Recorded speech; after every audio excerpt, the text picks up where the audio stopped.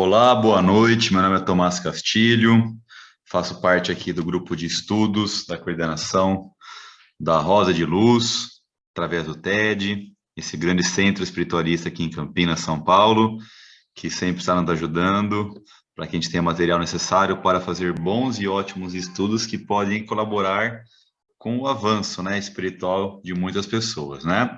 Hoje nós vamos falar sobre a Garta, né?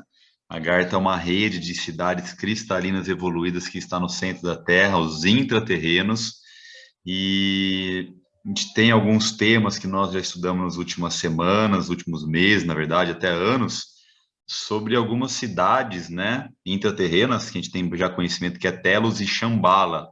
Hoje não irei me aprofundar muito aqui no tema Shambhala e Telos, que a gente já estudou. Tivemos encontros tanto presenciais quanto EAD sobre esses temas.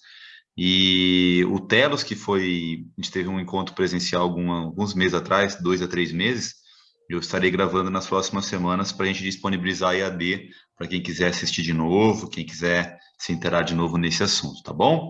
Então vamos lá, vamos passar aqui a apresentação dos slides e começar a abordar essa questão sobre a Garta.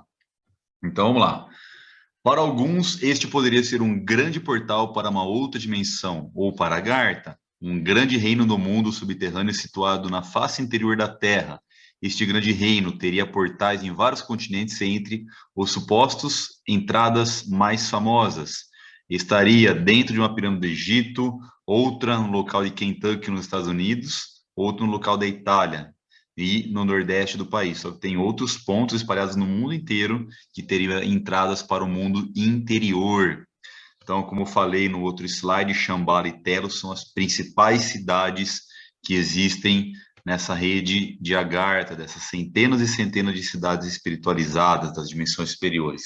Shambhala foi o centro espiritual por milhares e milhares de anos, lá no Himalaia. Depois, ele passou nos últimos anos, né? Essa questão de hierarquia para Telos. Hoje, Telos é o centro espiritual do planeta Terra, né? E tem um livro da Aurélia Jones falando muito sobre isso. Bom, documentos secretos afirmam que outras 4 cidades poderosas no mundo intraterreno existem: Poseide, Sonshe, Rama e Shinva. Shinva na China, na Mongólia, com 1,5 milhões de habitantes. Sonshe agrega muitas pessoas, muitos habitantes, né? 3,5 milhões de pessoas, né? Poseide perto de 1,3 milhões, que é o refúgio dos Atlantes, aqui perto do Mato Grosso, no Brasil. Aliás, no Mato Grosso, né? Então, a gente sabe que nosso país tem uma relação muito grande com a Atlântida, né? A gente está resgatando um grande karma com bênção nessas novas eras aqui. Então, a Garta é um continente intraterreno formado por uma rede de mais de 100 cidades, né? Todas cidades são físicas e de luz. Quando a gente fala em fisicalidade, a gente tem que pensar que seres muito evoluídos que estão na sétima, oitava, nona, décima dimensão, esses seres, eles sim veem até a quinta dimensão como um pouco denso, né? Para nós que estamos na terceira, quinta dimensão, uma coisa muito evoluída, mas ainda assim ela não é tão sutil quanto as dimensões superiores. Por isso que está essa expressão de cidades físicas e de luz, né? Que a Garta abriga cidades de quarta para quinta até uma sexta dimensão ali. Qual é a diferença entre o interior da Terra e a Terra Oca? No interior da Terra consiste a cidade de Telos e Shambhala e de mais de 120 outras cidades subterrâneas no reino de luz Agartha, a poucos quilômetros abaixo da superfície da Terra, incluindo outras cidades terrenas com milhares de habitantes em dimensões superiores, né? Então, dentro da Terra, as primeiras camadas, os primeiros quilômetros, tem essas cidades subterrâneas. Lá para dentro, tem o grande Sol central, onde tem a parte mais oca da Terra, que está explicando no texto aqui na nossa esquerda, que o interior da Terra, onde tem essas cidades, esses túneis, essa vastidão de túneis com as cidades, vai até mais ou menos 1.280 quilômetros para baixo da superfície. Lá para dentro, ele chega até 12.800 quilômetros, é a Terra oca de fato, onde tem o grande Sol central da Terra, que a gente vai ver nos próximos slides. Bom, na revista Flying Saucer, em junho de 1970, o editor e ufólogo Ray Palmer reproduziu as fotos do satélite ESA-7 junto com um artigo em que ele abordava a questão dos intraterrenos ou de uma civilização mais avançada que a nossa, desde há milhares de anos, bem conhecida pelos lamas e monges tibetanos. Então, essas imagens que a gente vê na direita e na esquerda nesse slide, a gente vê as bordas laterais direita e esquerda da Terra e as entradas pelos polos, né? Ártico e Antártico, né? Que é o norte e o sul do planeta. E a Gar está no meio. Então, tem as entradas em vários pontos, em várias cidades, e essas entradas principais nos polos, né? E, de fato, os satélites já pegaram, né, essa questão. São informações que ainda que estão meio encobertas, né? Pelos governos que não querem o despertar da humanidade. Bom, vamos lá. Principais autores que falaram dos reinos subterrâneos. A gente tem autores aqui que estão falando desde 200, 300 anos atrás, enfim. Então, essa época não tinha informações tão elaboradas, mas eles já começaram a falar sobre essa rede Agartha. Francis Bacon, que é uma das encarnações de Saint-Germain, ele falou da Nova Atlântida, a Ilha Branca, a morada dos bem-aventurados, que teria existido na superfície terrestre, mas cujo povo se transferiu para o interior da Terra quando teve as grandes catástrofes diluvianas há milhares de anos, tá? Thomas More, se eu não me engano, ele não era britânico. Eu vou lembrar. No seu livro Utopia, faz menção a uma região desconhecida como uma sociedade altamente organizada e liderada pelo rei Utopus, que bem pode ser o rei do mundo, cuja morada ele citava Shambhala. Teve um Thomas More, que foi uma das encarnações de Mestre Elmória, mas acredito que esse daqui seja um outro Thomas More, que é um irlandês que veio séculos após. Mas você vê que todos os mestres estão ali sempre associados com esses seres que vêm trazer uma nova informação ao mundo, né? Que faz parte da Fraternidade Branca nessa abertura de informações desde centenas de anos, né? Agora a gente entrou na era de Aquário, que as informações estão abrindo cada vez mais rápido, né? E basta nós estudarmos para absorvê-las e ir reformulando nossas questões espirituais individuais aqui no planeta. Tommaso Campanella, no seu livro A Grande Cidade do Sol, aborda temas muito semelhantes aos referidos na Utopia de Thomas More. Júlio Verne, conhecido autor da Viagem ao Centro da Terra, 1864, também fala-nos numa aventura vivida através de uma rede de túneis que levam a lugares desconhecidos no interior do planeta, onde existem espécies vegetais e animais que se julgavam extintos. Buller Linton escreve A Raça Futura, um romance entre um homem da superfície como a entidade feminina dos mundos subterrâneos, que lhes mostra como está organizada a sua sociedade, onde vivem, em qual nível social, tecnológico e espiritual, numa tecnologia muito avançada em relação a nós. Todos os relatos que a gente pode buscar dentro da literatura espiritual. James Hilton, no livro Horizonte Perdido, fala-nos de uma região inóspita dos Himalaias, que se denominava Shangri-La, e Shangri-La é um dos nomes de Shambhala, lembre, Himalaia é Shambhala. Então, Shangri-La significa a mesma questão, onde impera a harmonia dos seus habitantes, que supostamente teriam descoberto há muito o elixir da longa vida. Helena Blavatsky, a grande teosofista, escreve que nas suas inúmeras obras, Isis sem véu, a doutrina secreta, que falam de um grande lugar onde se encontram os santos sábios do governo oculto do mundo, em mundos intraterrenos. Sanivis Dalveidre, na sua obra Missão da Índia, fala-nos minuciosamente de um reino de Agartha e todos os seus aspectos hierárquicos, filosóficos, sociológicos, políticos, tecnológicos. Uma grande sociedade que se localiza no interior da Terra. Ferdinand Ossendowski, na sua obra sobre animais, obras e deuses, fala-nos das suas viagens pelo Oriente, dos relatos dos antigos relacionados com os mundos subterrâneos e o enigma do rei do mundo e das suas profecias. Alice Bailey, grande escritora sobre a fraternidade branca, fala muito de Shambhala, lugar sagrado no centro do mundo, e descreve muito sobre o Sol central. E ela fala muito sobre esse Sol central, que esse Sol que está dentro da Terra, ele é muito mais importante até que o Sol externo, né? Para nós, né? Que está no nossa questão galáctica, né? René Gelmon, o Rei do Mundo, fala-nos das inúmeras tradições em todo o planeta que descrevem a existência de Agartha e Shambhala, assim como das cavernas e túneis subterrâneos que se perdem nas profundezas da Terra, Gaia Urântia, como é conhecida. E aí tem outros 4 autores que meio que nessa época eles revolucionaram essa questão do intraterrenos, que eles descreveram bem profundamente sobre a Agartha, que foi Raymond Berner, Nicholas Roerich e Alexander David New, que divulgaram claramente os mundos subterrâneos, de Henrique José de Souza, em o seu livro O Verdadeiro Caminho da Iniciação, que ele fala sobre as cidades, 7 grandes cidades no interior da Terra, enfim, dentro do que ele estudou, ele vai trazer novas nomenclaturas de outras cidades, talvez, enfim. Bem vasto o conhecimento para a gente buscar. E aí, outras informações muito importantes. O almirante Richard Byrd foi um destemido aviador pioneiro e explorador polar que sobrevoou o Polo Norte nas décadas de 1920, 30, 40, né? As famosas expedições de Byrd entraram pela primeira vez na controvérsia da Terra Oca, quando muitos artigos e livros foram lançados, especialmente Worlds Beyond the Poles, Mundos Além dos Polos, de Amadeo Giannini, que afirmavam que Byrd, na realidade, não voou por cima dos polos, mas sim dentro de grandes buracos que levam ao interior da Terra, como a gente pode observar algumas imagens aqui na direita, e a gente vai ver algumas outras nos próximos slides. Assim, quando foram vistos os primeiros OVNIs nos Estados Unidos, em 1930, 40, teve o caso Roosevelt, começou a sair a Área 51, enfim, aí gerou certo medo na população, o governo querendo obter as informações e escondê-las, os ufólogos surgindo, né? Tudo nessa época, né?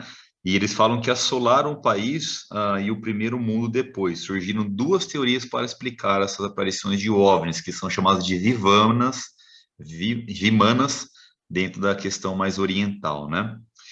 Essas teorias deviam ser naves extraterrestres de alguma galáxia próxima que estavam nos visitando ou pertenceriam a seres avançadíssimos que habitavam o interior da nossa Terra. Hoje nós sabemos, através dos estudos espirituais, que as 2 questões são verdades, né? Essas teorias levaram à recuperação de lendas de civilizações perdidas da Atlântida e de Tule, que na época estavam meio esquecidas em alguns livros, né? Então foi abordado de novo esses temas. Bom, as entradas para o mundo interno seriam enormes buracos nos polos norte e sul, onde inclusive rios vindos do centro da Terra desembocariam, formando os icebergs de água doce. Essas entradas já teriam sido até mesmo fotografadas por satélites, porém mantidas em segredo. A gente vê algumas informações, algumas imagens aqui sobre esses buracos gigantes, uma imagem aqui embaixo, como se OVNIs estivessem saindo, né? Dessa questão do polo, esse buraco dos polos indo para o espaço. Bom, a possibilidade de que a Terra seja oca, porque aqui, vamos falar que a gente está levantando até uma questão científica de teorias que poderiam provar essa questão. Depois a gente vai ver lá na frente, já está provado através de uma espiritualidade mais evoluída, através de médiums e seres que têm projeção astral, contatos com a hierarquia estelar, a hierarquia dos seres que comandam esse mundo, que já provaram através de livros espiritualistas que eles existem de fato, né? Mas vamos ler aqui, ó. A possibilidade de que a Terra seja oca, que possa entrar nela através dos polos norte e sul, e de que civilizações secretas floresçam em seu interior, tem aguçado a imaginação desde tempos anteriores, né? Assim como o herói babilônico Gilgamesh visitou seu antepassado Utenapishtim nas entranhas da terra, na mitologia grega, Orfeu tratou de resgatar Eurídice do inferno subterrâneo. Disse que os faraós do Egito comunicavam-se com os mundos inferiores, onde desciam através de túneis secretos ocultos nas pirâmides, e os budistas acreditavam e acreditam ainda que milhões de pessoas vivem em Agartha, um paraíso subterrâneo governado pelo rei do mundo. Bom, essa terra, segundo outras teorias, era a legendária cidade Arco-Íris, berço de uma fabulosa civilização perdida, para Giannini e Palmer. Os comentários atribuídos do vice-almirante Byrd confirmariam que eles sempre suspeitaram que a Terra tem uma forma estranha nos polos, algo parecido a um Donut gigante, né? com uma pressão que forma um buraco gigante que passa através do eixo da Terra de polo a polo. A gente vê até um esboço de uma figura aqui embaixo, ó, o Polo Norte, tem traçando ali, né, pelo Polo Sul Antártico, né? Eles têm uma ligação, assim, sem nada que possa atrapalhar ali. E, de novo, duas figuras aqui na direita mostrando essa questão desse buraco. O Rodrigo Romo postou essa semana no Instagram dele, deve ter uns 2, 3 dias, sobre supostas fotos, né, do espaço com esses buracos gigantescos nos polos, né? Bom, vamos lá falar sobre esse almirante Richard Byrd novamente. Ele fez uma descrição famosa dessas antigas raças, né, encontrada no seu diário, né? E o que ele falou sobre essa avançada tecnologia? Ele mostrou algumas das maravilhosas tecnologias dessa sociedade e também se reuniu com o seu líder que teria dito: nós o trouxemos aqui porque você, almirante, tem de caráter nobre e é bem conhecido no mundo da superfície. Vou lhe dizer, porque foram convocados aqui. Nosso interesse começou justamente após a sua raça explodir as primeiras bombas atômicas sobre Hiroshima e Nagasaki, no Japão. Foi nesse momento alarmante que enviamos nossas máquinas voadoras, que são os OVNIs, né, para o seu mundo da superfície. Você vê, nós nunca interferimos antes nas guerras e barbáries da sua raça, mas agora é preciso, uma vez que vocês aprenderam a mexer com o poder que não é para o homem, o da energia atômica. Nossos emissários já enviaram mensagens para os governantes do seu mundo e eles ainda não nos deram ouvidos, isso na década lá de 40, tá? Agora você foi o escolhido para ser testemunha de que nosso mundo existe. Você vê, a nossa cultura e ciência estão milhares de anos além das suas raças, almirante. Bom, essa questão de contato, né, tem muitas descrições espiritualistas que falam que depois, década de 60, 70, 80, muitos governantes fizeram acordos, né, com até seres não espiritualizados que têm uma tecnologia negativa para adquirir cada vez mais armamento, promover guerras, enfim, que é o outro lado da força, né, que não é o caso aqui. No próximo slide a gente vai ver algumas informações de Byrd, mas antes teve um outro ufólogo também proeminente chamado William Hamilton, que ele afirma ter se encontrado com um representante de Telos, que descreveram para ele a tecnologia avançada e a estrutura deste local, bem como sua conexão com a antiga civilização da Lemúria. Foi uma questão que a gente estudou também no encontro do livro de Telos, que eu vou gravar nas próximas semanas, né? Então, voltando a Byrd, né? Ele forneceu detalhes incríveis sobre a civilização Agartha, reunidos durante seu tempo de permanência nesse mundo intraterreno. Além da comunicação telepática, o desenvolvimento tecnológico era espantoso, permitindo que eles construíssem naves capazes de realizar viagens intergalácticas, mostrando então que eles têm uma relação com raças extraterrestres. Daí foi bem inovador, ou ainda é hoje, né? Mas imagine para o Byrd tendo essas informações na época, né? Os habitantes teriam traços delicados e harmoniosos e viveriam milhares de anos em suas vidas. Estariam, portanto, livres de doenças do padecimento natural do corpo e também ameaças ambientais capazes de pôr fim à vida, já que teriam a capacidade de controlar o meio ambiente. Para Byrd, o que ele descreveu, os habitantes de Agartha teriam descoberto o segredo da imortalidade, após milhares de anos de experiência adquiridas através de evolução espiritual e moral. A reprodução também, ele descreveu que se daria de forma muito diferente da nossa, pois as mulheres davam à luz em partos totalmente indolores e o período de formação dos bebês seria de apenas 3 meses. Olha que legal. Bom, algumas teorias de povos que se deslocaram para o interior da Terra, né, ficando na parede planetária ou na superfície interna, junto da região oca banhada pelo Sol interno, né? Então, quais são os seres que, bem provável que passaram ou pela questão dos polos, né, ou nessas entradas em algum ponto do planeta específico, né? Os lemurianos, que a gente estudou isso em Telos, no Monte Shasta, na Califórnia, que é o principal ponto espiritual hoje do planeta, junto com Shambhala. Os Atlantes, muitos deles aqui na América do Sul e no planeta, no país Brasil, por isso que fala que a gente tem uma grande relação até karmática com essa era. Os Vikings, no norte da Groenlândia, as 10 tribos perdidas de Israel, os vikings teriam entrado pelo Polo Norte, né? E as 10 tribos perdidas de Israel, que habitariam a superfície interna e louvariam Jeová. Os maias, astecas, toltecas e incas, os índios brasileiros, dentro aqui no Brasil, da Serra do Roncador, que é um ponto de passagem importantíssimo para a Agartha, os construtores de esfinges e das grandes pirâmides do Egito, os sumérios e os nazistas.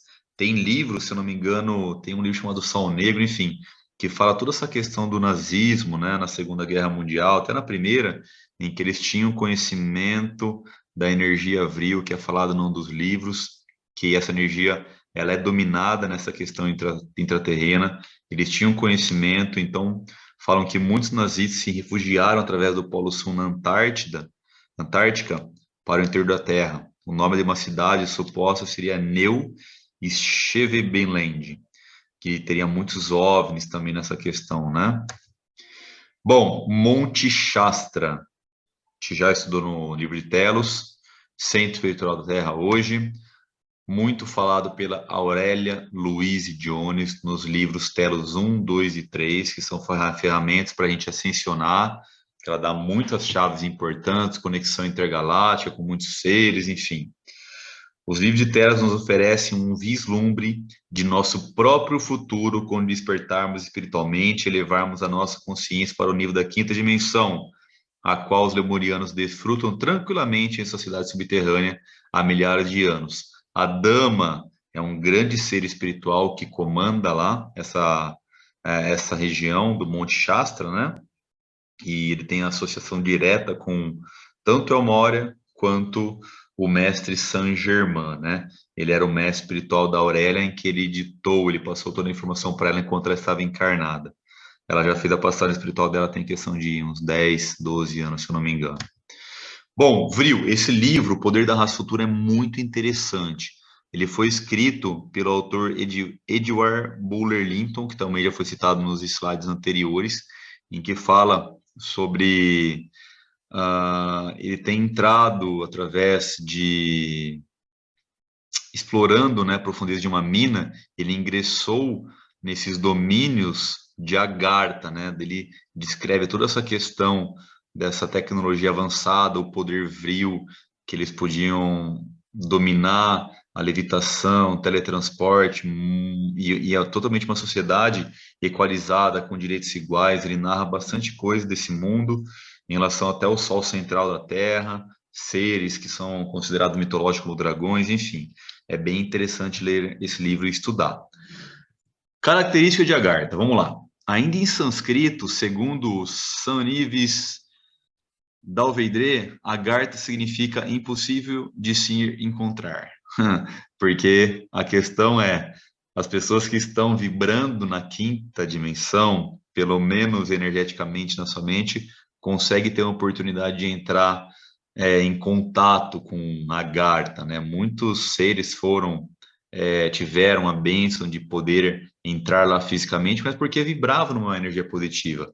Ou se não, tem que ser hoje numa questão de saída em projeção astral consciente, enfim. Ao contrário da superfície exterior, tem um sistema de clãs que se associam mutuamente, originando comunidades menores, que ao se misturarem formam bairros e cidades. Tem cidades maiores e menores, variando entre 10 mil habitantes até 1,5 milhão, em sua média das cidades. Imagina, são centenas. E tem aquelas 4, 5 que são citadas, que chegaram até 3 milhões de habitantes, né? Os habitantes de Agartha vivem numa rede de cidades cristalinas, espalhadas pelo interior do planeta. Então, essas cidades estão ali, tanto no Oriente Médio, África, Ocidente, América, enfim, no planeta inteiro, né?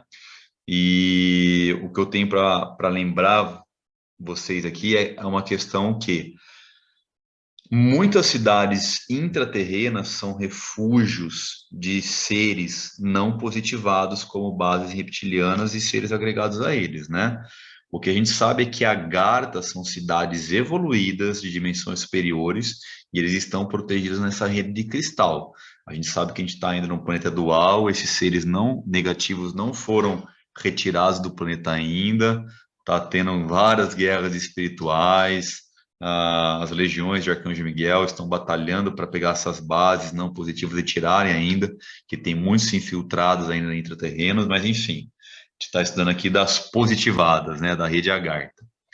Bom, tem um conselho que elege um indivíduo considerando o mais sábio, merecedor de honras, que é eleito rei ou rainha. São muitas vezes responsáveis pelo grande exército de colaboradores que secretamente enviam para a nossa superfície uma ajuda à nossa humanidade, assim como para colaborar com o Conselho da Federação Galáctica. Aproveitamos para afirmar que estes seres têm sido valiosos, contribuindo com sua ajuda na purificação da nossa água que bebemos. Então, eles fazem essa água passar interiormente por uma corrente de ondas cristalinas. O reino de Agartha tem um ecossistema semelhante ao da superfície, trabalham agricultura biológica e, na sua atividade, fazem-se transportar na cidade nos vários níveis, por elevadores e trenós eletromagnéticos. Entre as cidades utilizam o metrô eletromagnético, que é relatado que pode chegar até 5, 6 mil quilômetros por hora, né? Então, bem interessante essa tecnologia deles. Bom, o centro intraterrenos atuam, os centros são aglomerados de cidades, tá? Atuam como captadores, transformadores e irradiadores da energia cósmica para a vida terrestre. Então, eles puxam a energia do cosmos, do sistema solar, para o planeta, né? Aí eles estão vinculados a civilizações de elevado grau evolutivo, que desempenham tarefas específicas para a realização do propósito do Logos na Terra. Um centro intraterreno tem como ponto focal determinada região, América, Oriente Médio, África, enfim. E um centro contém várias cidades interligadas por canais sutis construídos com a ajuda da energia vril. Elas são interligadas, né? A harmonia prevalece entre os seres intraterrenos de Agartha, que conhecem e aplicam as leis e cuja existência é dedicada ao cumprimento do propósito da criação.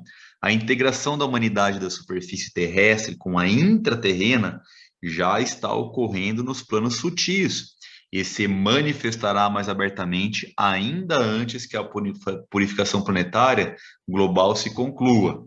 Então, já está tendo essa migração, e no livro de Telos é explicado muito dessa questão, que nas próximas décadas e até centenas de anos, os seres que estão lá na quinta, na sexta dimensão dos lemurianos vão ressurgir para a Terra para conseguirem ajudar um pouco mais rápido a humanidade a evoluir.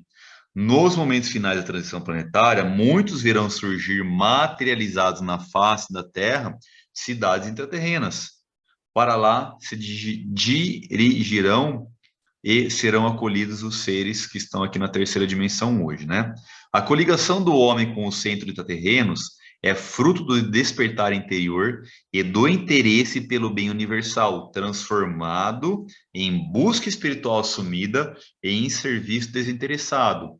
Isso é até citado em outras linhagens espirituais, como Kardec, que fala sobre toda essa questão do serviço ao próximo, né? Bom, algumas questões a se falar de Agartha. Alimentação.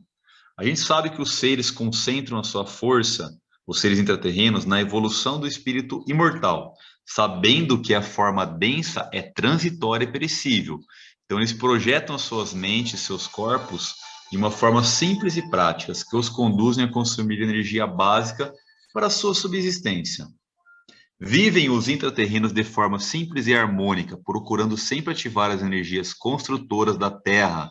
De acordo com a categoria evolutiva, alimentam-se de vegetais, tais como hortaliças, frutas, sucos, pastas, não existindo nessas categorias já evoluídas nenhum ser que se alimente do seu irmão inferior, ou seja, da carne. Os mais evoluídos captam a energia do prana, do ki da Terra, né? Que vem até do espaço, né? Transformando-a em fonte de energia para a manutenção dos corpos. Os alimentos são produzidos de forma a serem distribuídos por todos igualmente. A família. É um pouco diferente o conceito em relação ao que está constituído hoje aqui, né, na superfície, porque hoje as famílias basicamente são muitos resgates kármicos, até de densidade muito pesadas, né? E tem aquela questão de, vamos falar assim, de uma dependência para evoluir. Na questão familiar desses lugares, não tem uma dependência ali, o ser já está num caminho de individualização, e através dessa individualização ele ajuda a sociedade a evoluir, né? Então vamos ler aqui. Como conheceis o sentido da palavra família na Terra, definitivamente não há.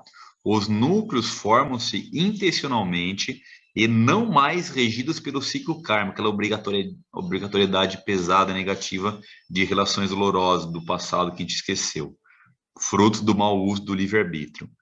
Nos planetas de regeneração, como será a Terra no futuro e já está sendo, bem como as cidades intraterrenas que moldarão a futura civilização da Terra, os encontros são planejados pelas equipes siderais, baseados nas necessidades individuais que conduzirão cada ser ao progresso, sem aquela questão karmática pesada. As famílias podem ser e são formadas temporariamente para correção e ajustes vibratórios. Outras questões: transporte individual e coletivo. Nos núcleos mais densos, há transportes individualizados e coletivos, que circulam por largas avenidas, que a gente já leu nos outros slides. Muitos e muitos transportes são aéreos, pois os veículos à roda já não estão em evidência lá, já foram superados. Nos centros mais evoluídos, as pessoas voam dentro das cidades, né? Então, nessas cidades mais evoluídas, né, tem seres que voam, se teletransportam, pois eles projetam no próprio corpo um apêndice que os permite transitar livremente. Eles se teletransportam. E esses irmãos sofrem, esses irmãos intraterrenos, eles sofrem por saber que nós, aqui na superfície, ainda vivemos em um estado primitivo, ainda por nossas escolhas voltadas no orgulho, no ego, na ganância desmedidas, né? Se nós, como homens, soubéssemos respeitar as leis maiores, há muito já teríamos tido a permissão do Pai para o auxílio dessas mentes superiores que também habitam o planeta para trazer esses avanços tecnológicos e espirituais, né? Habitação. Suas construções são modeladas através de suas mentes que captam a energia do cosmos já transformada pela Terra, juntada aos elementos da própria Terra para a formação do material necessário, né? Que pode ser os elementos terra, fogo, ar, o éter, enfim. E aí eles moldam, né, a questão da habitação deles. Convivem em harmonia em suas casas coletivas, pois as vibrações afins os atraem. Convivem harmoniosamente, existem muitas famílias em grupos individualizados, formando conjuntos habitacionais, e dentro destas mesmas cidades, os comandos superiores moram em construções coletivas também, estando todo em conjunto de harmonia. Dessas cidades subterrâneas emana energia superior que traz equilíbrio para o nosso planeta inteiro.